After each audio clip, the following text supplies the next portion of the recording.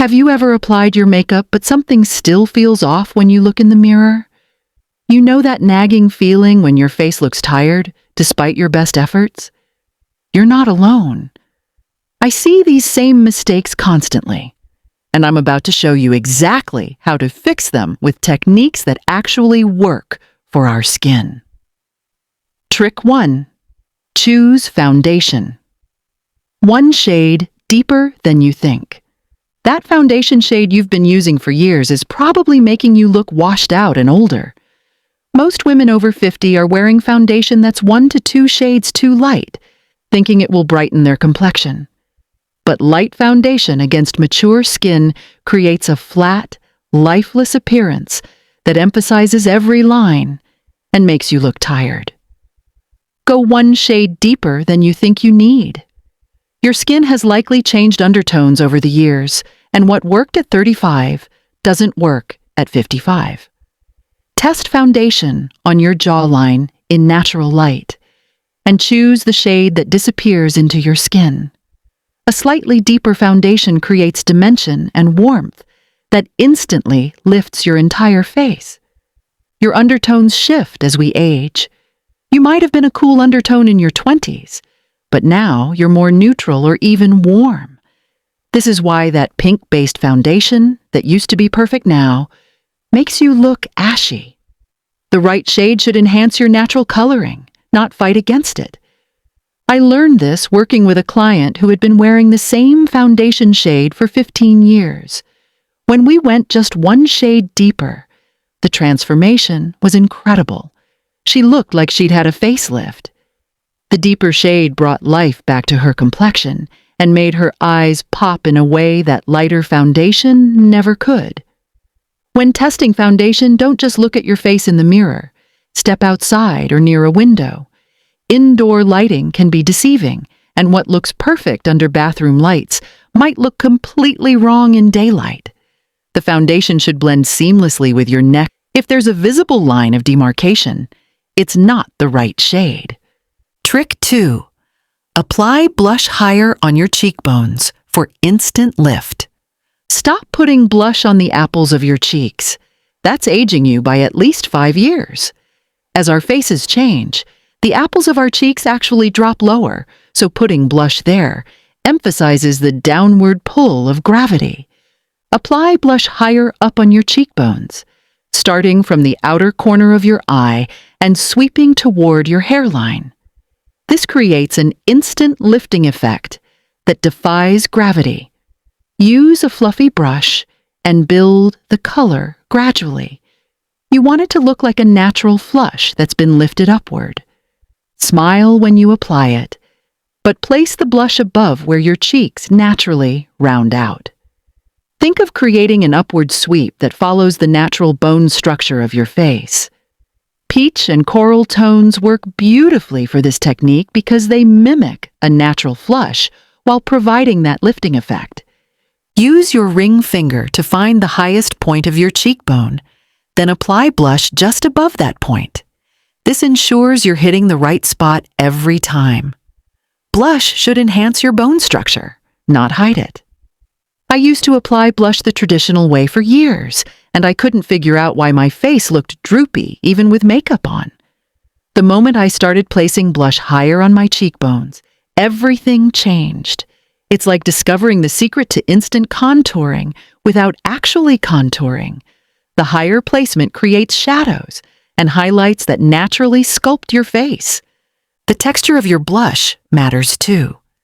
Powder blush gives you more control and buildable coverage, while cream blush can look more natural but requires a lighter hand. If you're new to this higher placement technique, start with powder blush. It's more forgiving and easier to blend if you apply too much. Trick 3.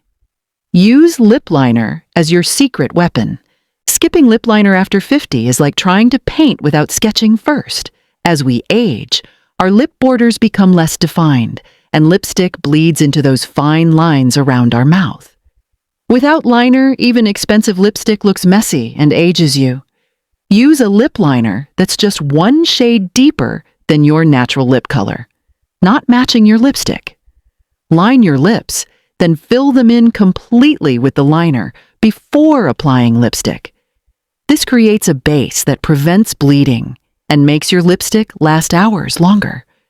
The slightly deeper liner also creates the illusion of fuller, more defined lips without looking obvious. You can actually use lip liner to slightly reshape your lips if they've thinned over time. Don't go crazy with this, but you can line just slightly outside your natural lip line to create the illusion of fuller lips.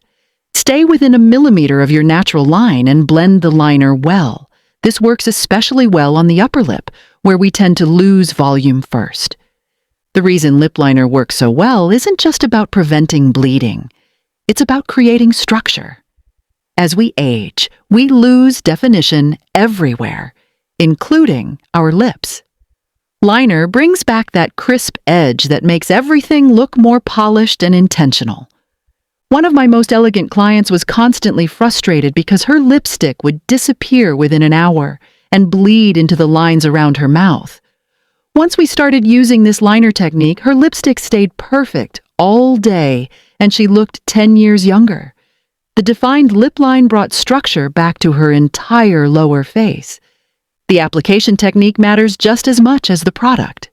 Start by outlining your lips with short, connecting strokes, rather than trying to draw one continuous line.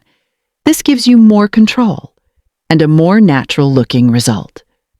Then fill in your lips completely with the liner before applying lipstick on top.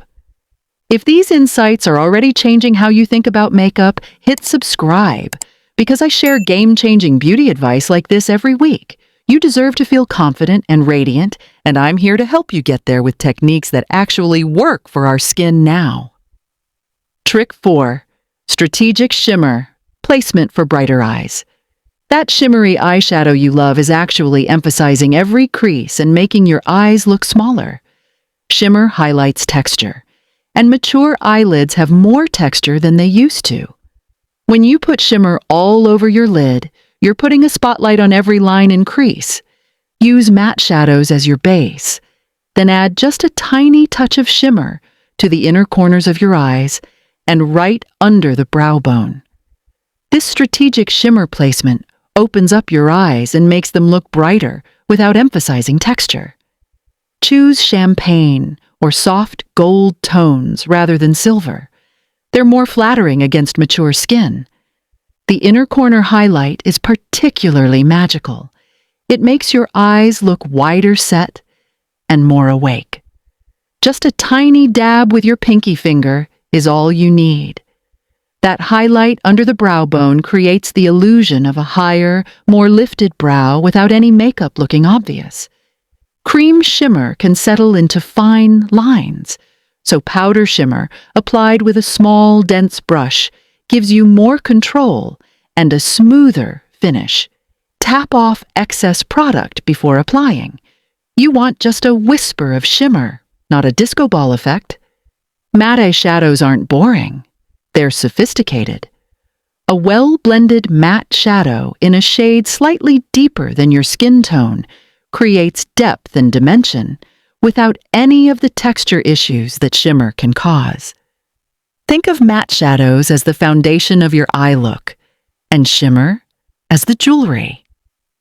Speaking of eyeshadow, let me tell you about the game-changing discovery I made about neutral tones. Warm browns, soft taupes, and muted roses are incredibly flattering on mature eyes because they enhance your natural coloring without competing with it. These shades create depth and definition while looking effortlessly elegant. Trick 5. Create fuller, softer eyebrows. Those thin, overarched brows from the 90s are incredibly aging now. They make your eyes look smaller and create a severe expression that adds years to your face. Create fuller, straighter brows with just a gentle arch. Use short, hair-like strokes with a brow pencil to fill in sparse areas, focusing on creating density rather than a perfect shape. The goal is brows that look naturally full and frame your eyes beautifully. This softer approach opens up your entire eye area and creates a more youthful, approachable look. Growing out overplucked brows takes patience, but it's worth it. While you're waiting for them to grow, use a brow gel with fibers to add texture and fullness. This creates the illusion of more hair while your natural brows are recovering. Resist the urge to pluck during this growing out phase. The shape of your brows should complement your face shape, not fight against it. If you have a round face, a slightly more angular brow can add definition. If you have an angular face, softer, more curved brows will balance your features. But regardless of your face shape, fuller is almost always more flattering than thinner after 50. I worked with a woman who had been overplucking her brows for decades. When we let them grow out and filled them in with a softer, fuller shape, it completely changed her face. She looked approachable instead of stern, and her eyes appeared larger and more youthful. The difference was so dramatic that her own family commented on how much younger she looked. The color of your brow product matters too. Choose a shade that's 1 to 2 shades lighter than your hair color if you have dark hair, or 1 shade darker if you have light hair. This creates the most natural-looking result. And remember, brows are sisters, not twins. They don't have to be perfectly identical. Trick 6. Target your concealer application. That triangle concealer technique you see on social media is designed for 20-year-olds with smooth, tight skin. When you apply concealer in a large triangle under mature eyes, you're drawing attention to the area where we have the most texture and fine lines. It looks cakey and emphasizes everything you're trying to hide.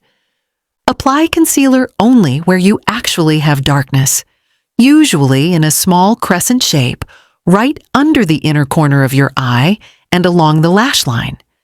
Use a damp beauty sponge to gently pat it in, never rub. This targeted approach brightens your eyes without creating that obvious, overdone look. Think of concealer as a spotlight. You only want to illuminate the areas that actually need brightening. Most of us have darkness right at the inner corner where the tear duct is, and sometimes along the lower lash line. That's it. Covering areas that don't need coverage just creates a mask-like effect. For under-eye darkness, choose a concealer that's just slightly lighter than your foundation, but not more than 1 shade lighter. Too light, and you'll look like you have white patches under your eyes. The goal is to neutralize darkness, not create stark contrast. I had a consultation with a woman who was using so much concealer under her eyes that it looked like she was wearing white face paint. When we scaled it back to just the areas that actually had darkness, she couldn't believe how much more natural and youthful she looked. Less really is more when it comes to concealer on mature skin.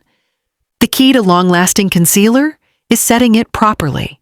After applying and blending your concealer, lightly dust a small amount of translucent powder over the area using a small, fluffy brush.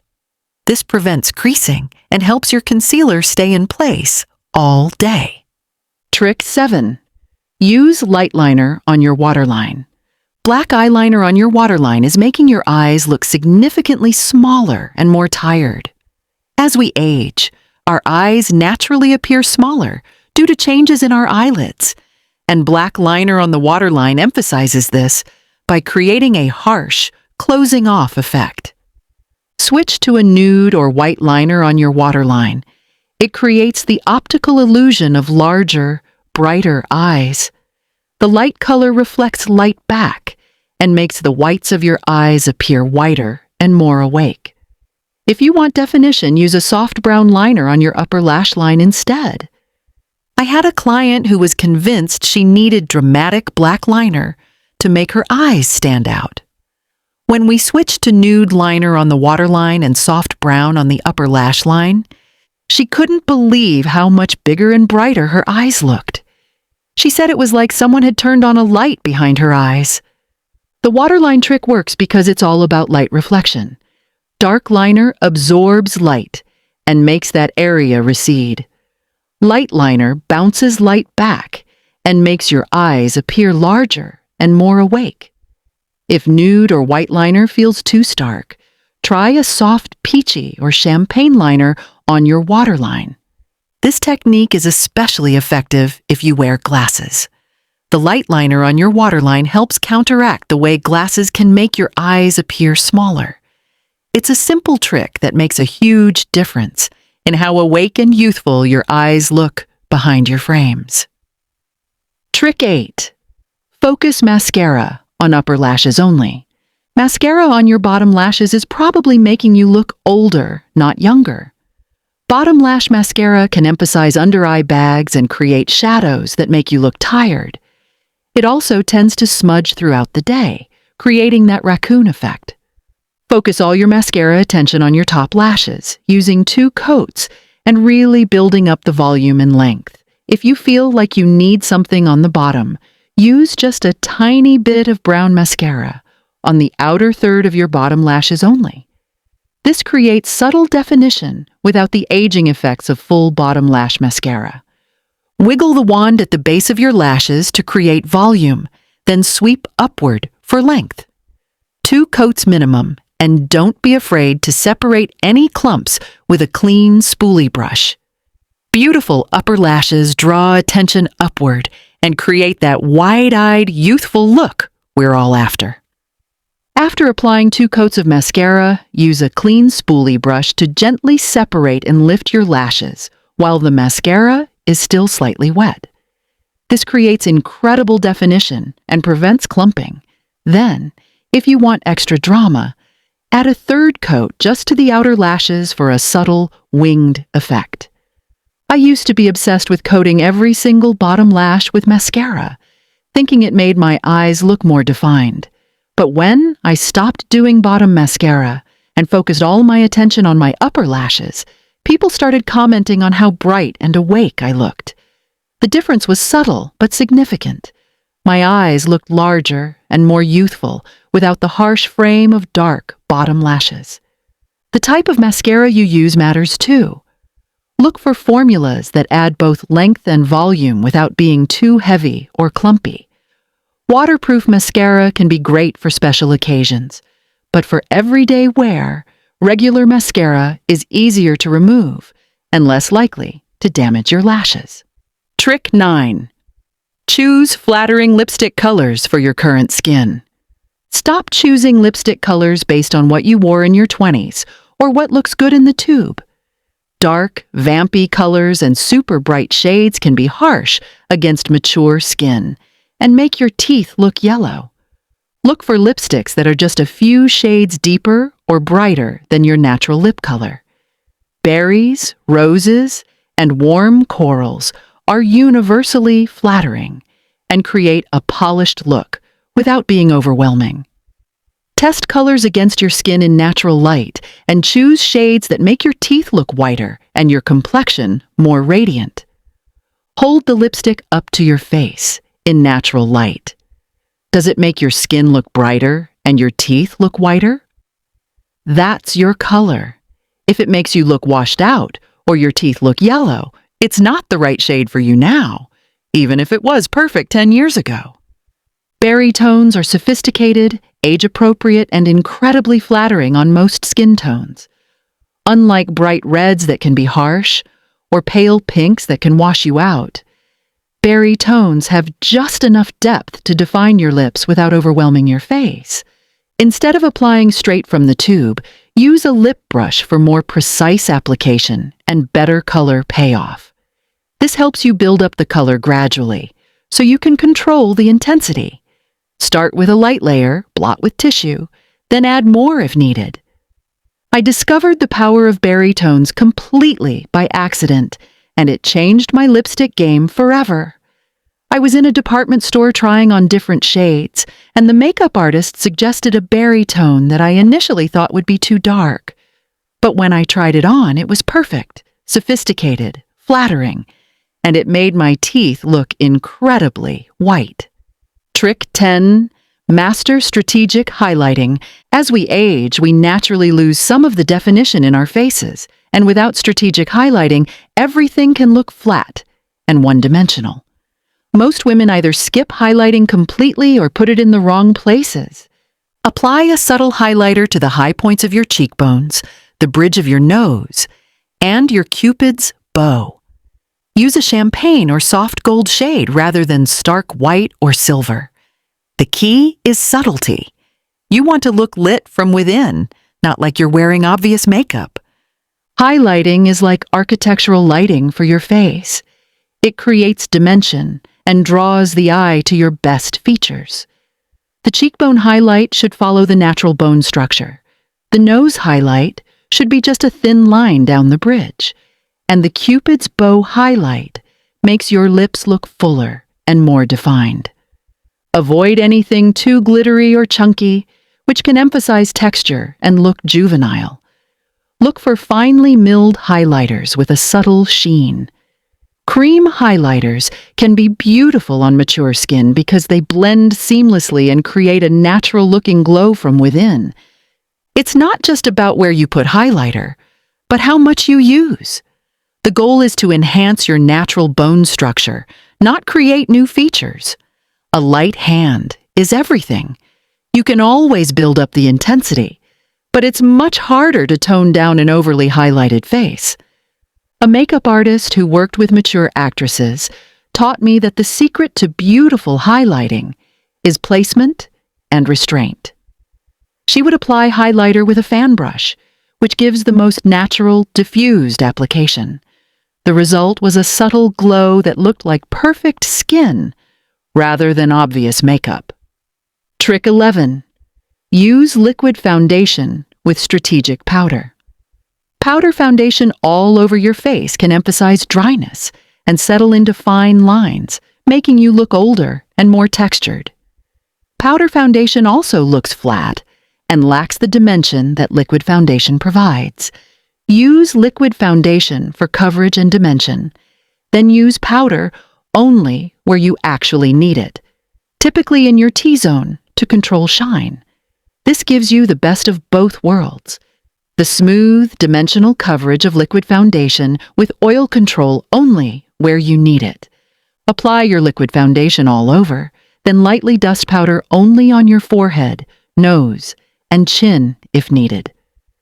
Leave the rest of your face with that natural, slightly dewy finish that liquid foundation provides. This creates depth and dimension that powder foundation alone can't achieve. The key to natural-looking foundation is mixing textures strategically. Liquid foundation gives you coverage and dimension, but it can get shiny in your T-zone throughout the day. A light dusting of powder in just those areas keeps you looking fresh without sacrificing the natural glow everywhere else. I was using powder foundation all over because I thought it looked more natural, but I kept getting comments that my makeup looked flat and lifeless. When I switched to this liquid and strategic powder technique, people started asking if I'd changed my skincare routine because my skin looked so much more radiant and healthy. The application technique matters too. Use a damp beauty sponge to apply your liquid foundation, bouncing it gently over your skin rather than rubbing. This creates a smooth, natural finish that looks like skin, not makeup. Then use a large, fluffy brush to apply powder only where needed. Trick 12. Perfect your blending technique. You can apply beautiful makeup but forget the crucial step of blending everything together seamlessly. Harsh lines between foundation and neck, obvious blush edges, and unblended eyeshadow can make even expensive makeup look amateur and aging. Invest in good brushes and take the extra minute to blend everything. Use a damp beauty sponge to blend your foundation into your neck.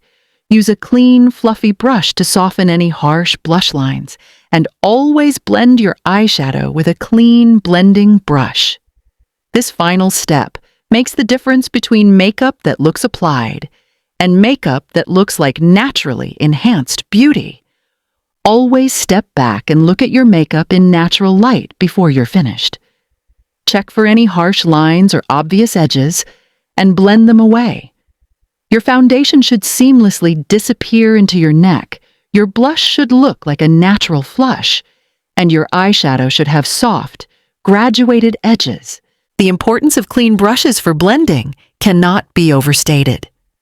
I used to wonder why my eyeshadow always looked muddy, even when using beautiful colors. The problem was blending with dirty brushes that had residue from previous colors.